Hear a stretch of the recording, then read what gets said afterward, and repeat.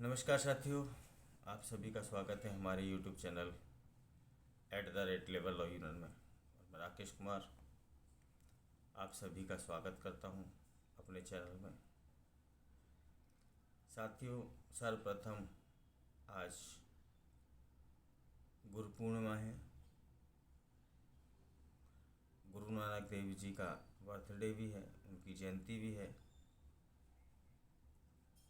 इसलिए इसको प्रकाश पर्व के रूप में ही मनाया जाता है, क्योंकि गुरु नानक देव जी ने काफ़ी लोगों के जीवन को प्रकाश में किया था, इसलिए इसको प्रकाश पर्व के रूप में मनाया जाता है।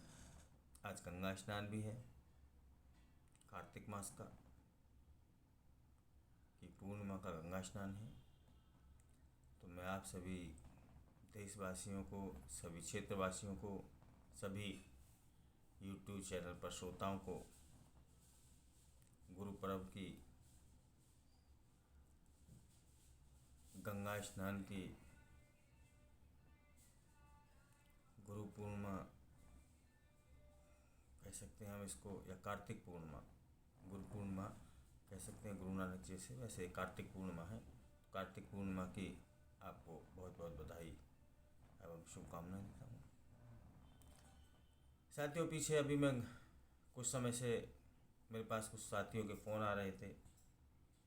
कई बार क्या होता है कि मेरे से फ़ोन मिस हो जाते हैं। मैं कोशिश करता हूँ सबके फ़ोन पिकअप करने का, पर कुछ साथियों के फ़ोन पिकअप नहीं कर पाता हूँ, तो मैं उनको बैक कॉल भी करता हूँ।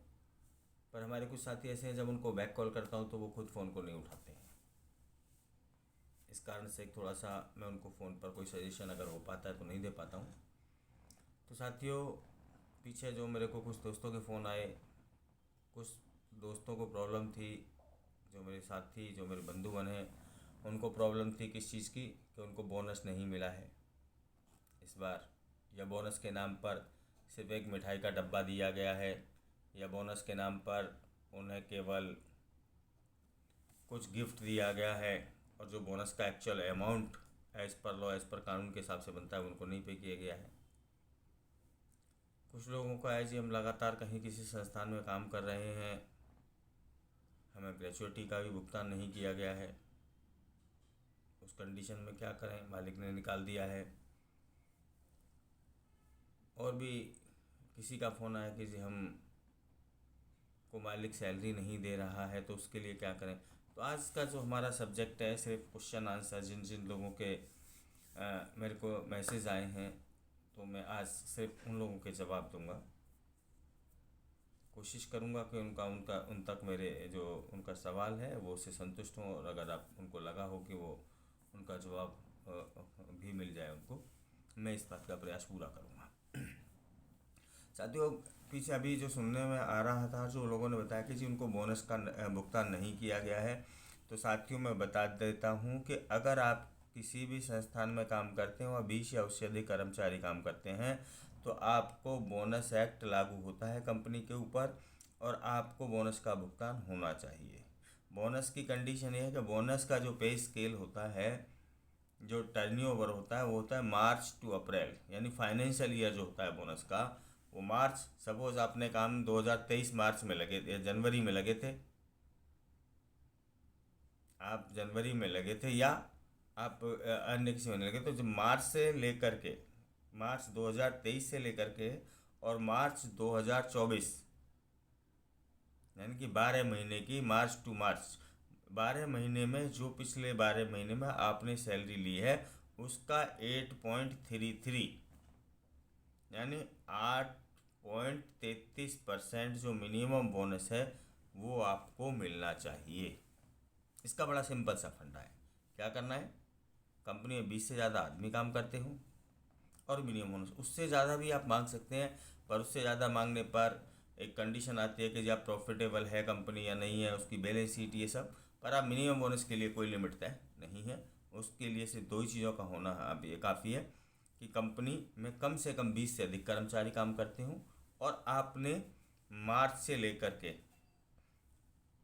मार्च टू मार्च उस पीरियड में आपने काम किया हो, जितने दिन भी काम किया होगा, जितनी भी सैलरी लगी होगी, उसके बीच में आपको सैलरी मिल जाएगी। बोनस जो है वो एक दिवाली बोनस होता है, जिसको मार्च टू मार्च में कैलकुलेशन किया जाता है और दिया कर्मचारी को दिवाली पर जाता है, क्योंकि उस समय एक त्योहारिक सीजन होता है, तो उस समय अधिकांश कंपनियां बोनस का भुगतान करती हैं। आजकल कुछ कंपनियों ने एक अलग नियम बना लिया है कि वो वेतन के साथ भुगतान करते हैं, पर जो कंपनियां वेतन के साथ बोनस का भुगतान दिखाती हैं वो गलत है। वो भ्रमित करने के लिए है, वो बोनस का भुगतान नहीं होता है, क्योंकि बोनस का भुगतान आपका जब आपको सैलरी मिल जाएगी उसके बाद होगा, पहले हो ही नहीं सकता है। वो कोई और बोनस दिखाते हैं, कुछ और दिखाते हैं, कुछ और देते हैं, वो एक चोरी करने का एक तरीका है, तो आप करते हैं, लोग करते भी हैं। ठीक है, तो ये तो हो गया जो हमारे साथी ने बोला था जी, बोनस से संबंधित समस्या है। साथियों, बोनस के लिए अगर किसी का साथी को,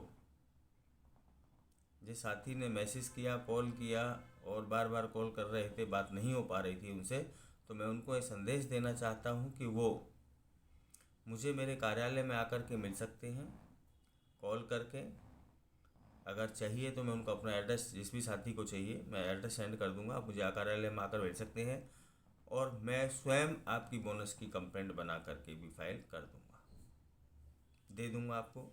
अगर नियर अबाउट होगा तो, अगर कहीं दिल्ली से बाहर का होगा तो फिर आप उसको खुद भी फाइल कर सकते हैं, खुद जाना पड़ेगा। अगर दिल्ली में कहीं का भी होगा, नोएडा, फरीदाबाद, एनसीआर का होगा, तो एनसीआर तक मैं जाता आता रहता हूँ, तो वहाँ तक आपकी जो बोनस की अगर कोई ग्रेवेंस होगी तो मैं करूँगा। दूसरा, कुछ साथियों का अब इसका बोनस का जो आया था कि कंप्लेंट कैसे करनी है, उसके लिए मैं पहले ही बता चुका हूँ, फिर ही बता देता हूँ कि बोनस के तहत आपको सिर्फ ये लिख करके देना है कि जी मैं इस कंपनी में काम कर रहा था, ये उसका नाम है, इसका एड्रेस है, इतने लोग काम करते हैं कंपनी में, मुझे इस साल का बोनस नहीं दिया है, लिहाजा मुझे बोनस का भुगतान कराया जाए।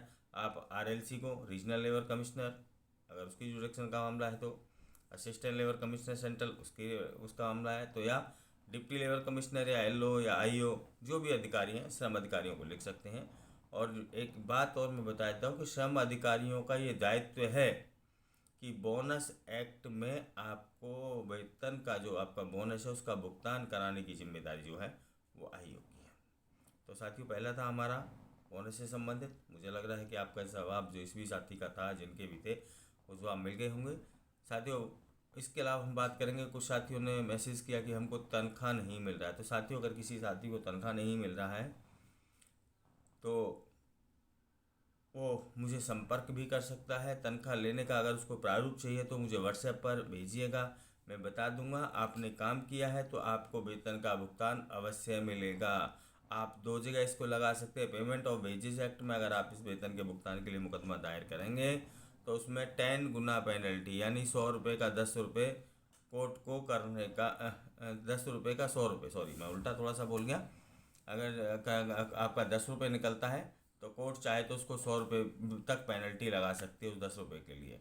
पेमेंट ऑफ वेजेज एक्ट में 10 टाइम पेनल्टी है, यानी 10 गुना जितना आपका वेतन है उसकी 10 गुना का कोर्ट को अधिकार है आपको दिलाने का। अब ये कोर्ट की जुडिक्शन का इशू है कि वो कितना टाइम आपको दिलाता है और कितना फाइन उस पर लगाता है मालिकों पर, ये उसका काम है। अगर आपको वेतन से संबंधित कोई समस्या है, आपको वेतन से संबंधित केस लगाने के लिए आपको प्रारूप चाहिए, तो आप मुझे व्हाट्सएप पर लिख सकते हैं, मैं आपको दे दूंगा, या आप मेरे कार्यालय में आकर के आप मुझसे संपर्क कर सकते हैं, तो मैं आपको वो भी दे दूंगा और वह भी बता दूंगा कि आपको क्या करना है, कैसे आपको लगाना है। मैं स्वयं आपकी कंप्लेंट बना करके भी लगाने का प्रयास करूँगा और आपके केस को अटेंड करने का भी प्रयास करूँगा।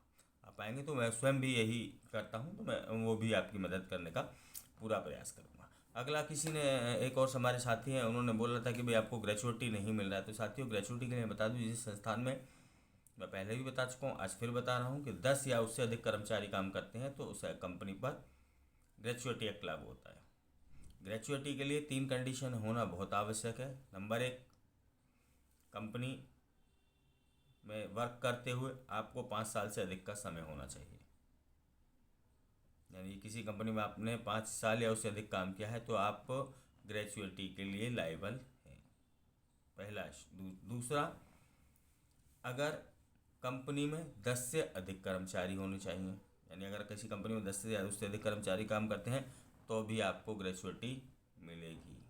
तीसरा इसका क्लॉज है कि ग्रेचुइटी दोनों ही कंडीशन में आपको मिलती है।